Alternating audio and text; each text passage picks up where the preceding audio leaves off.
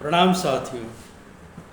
कल 26 अप्रैल को 18वीं लोकसभा गठन के लिए दूसरे चरण का मतदान होना है। इसमें से बिहार में कुल 5 सीटों पे मतदान होंगे। उसमें से पूर्णिया का सीट पूरे देश भर में चर्चा का विषय बना हुआ है। साथियों, तेजस्वी यादव ऐसे तो अपने आप को बिहार का भावी मुख्यमंत्री के रूप में प्रोजेक्ट करते हैं, वे और उनकी पार्टियां, उनके समर्थक, लेकिन एक पप्पू यादव से इतना क्यों डरे हुए हैं? पप्पू यादव पिछले 1 साल से पूर्णिया में तैयारी कर रहे थे। वैसे तो वो पूरे बिहार भर में पूरे 5 साल या उससे पहले से अति सक्रिय रहते हैं। लोगों के सुख दुख में, बाढ़ में, हत्याओं अगर होती है तो उस परिवार का आंसू पोंछने वो बिहार के किसी भी कोने में ज़रूर पहुंच जाते हैं। बीमारी हो या और भी कारण हो, मुझे नहीं पता कि वो वैचारिक रूप से कितने मजबूत हैं, लेकिन ये बात तो तय है, इसमें कोई दो राय नहीं है। एक जनसेवक के रूप में वो, उनकी छवि बहुत तेज़ी से उभरी है और ऐसे में किसी व्यक्ति का लोगों का दिल छू लेना कोई बड़ी बात नहीं हो सकता। पप्पू यादव जिस तरह से जनता के दिल में उतर जाते हैं, उससे उनका अतीत का सारी काली छवि मिट जाती है जनता के बीच में। और इसलिए तेजस्वी यादव, जिनका व्यवहार एक शासक के रूप में ही दिखता है बजाय वो एक जनसेवक के रूप में, तो ऐसे में पूर्णिया की लड़ाई एक जनसेवक वर्सेस एक अति महत्वाकांक्षी युवराज के बीच का लगता है। ऐसा लगता है तेजस्वी यादव अपने आप को बिहार का सबसे बड़ा नेता मानते हैं और ऐसा प्रदर्शित करते हैं कि वो अकेले सबसे बड़े नायक के रूप में उभरे हैं, भाजपा को हराने के लिए निकले हैं। लेकिन यदि ध्यान देंगे राजद के प्रत्याशियों क्या या वो जिन सीटों पे चुनाव लड़ रहे हैं, तो इनके इस दावे का खोखलापन स्पष्ट नजर आएगा। साथियों, बिहार में भाजपा 17 सीटों पे चुनाव लड़ रही है। तो यदि सचमुच तेजस्वी यादव भाजपा को टक्कर देने का बड़ा योद्धा होते तो उनको 17 सीटों पे चुनाव लड़ना चाहिए उसके विरुद्ध में भाजपा के, या 1-2 कम सीटों पे चुनाव लड़ना चाहिए। जबकि सच्चाई ये है, भाजपा के 17 सीटों के विरुद्ध राजद मात्र 9 सीटों पे चुनाव लड़ रही है। बाद बाकी 8 सीटों में से 5 सीटों पे कांग्रेस को सीट दी है, एक वीआईपी को, एक सीपीआई को और एक सीपीएमएल को टिकट दी है, सीट मिला है। और साथियों, जिसपे भाजपा का मजबूत कैंडिडेट है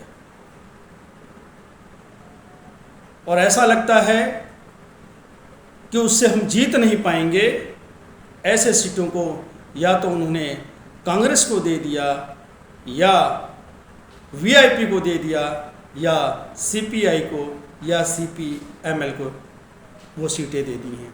उदाहरण के लिए पश्चिमी चंपारण से राधा मोहन सिंह के पिछले 7-8 बार से चुनाव सांसद रहते हैं, तो वो सीट उन्होंने वीआईपी को दे दिया।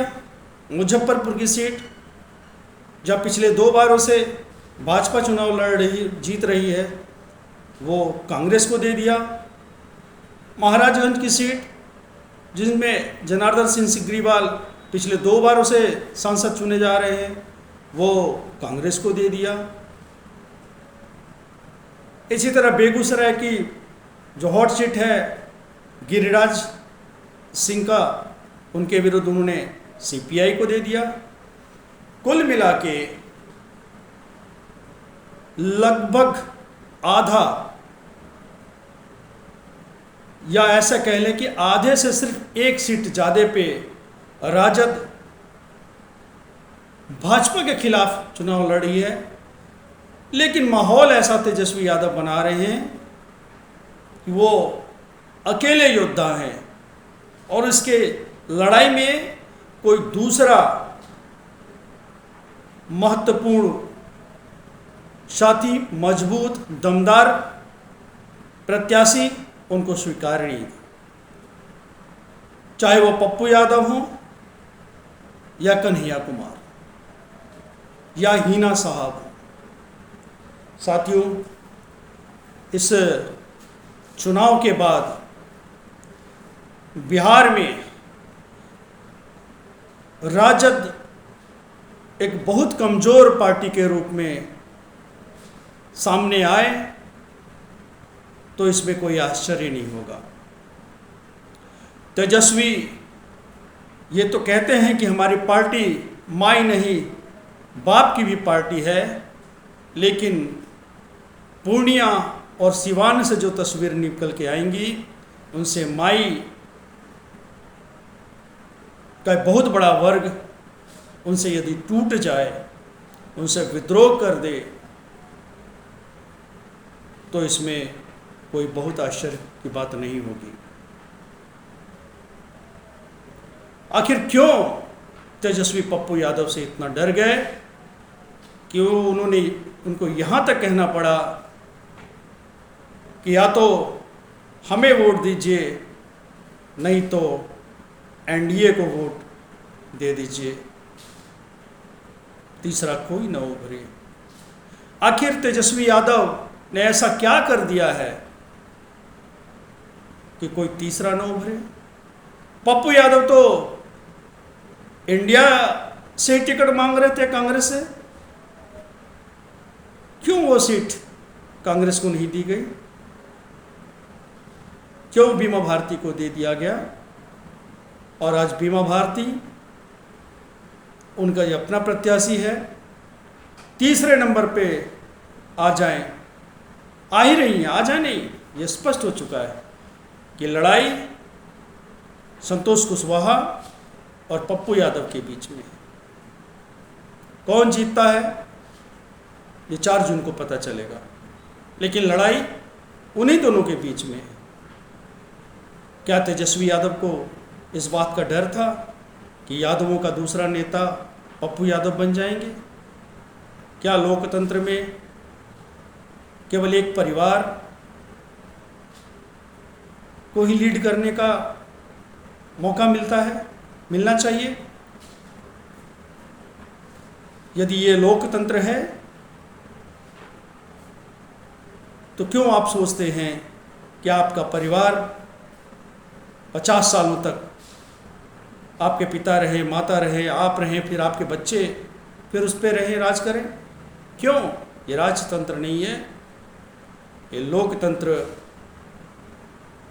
बदलाव का अवसर होता है लोकतंत्र में, नए लोगों को उभरने और अपने प्रतिभा से राज्य और देश की सेवा करने का उनको मौका मिलना चाहिए।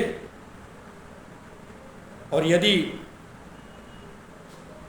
इस चुनाव में बिहार में इंडिया पिछड़ती है तो उसमें तेजस्वी यादव को एक बड़ा कारण मानना चाहिए।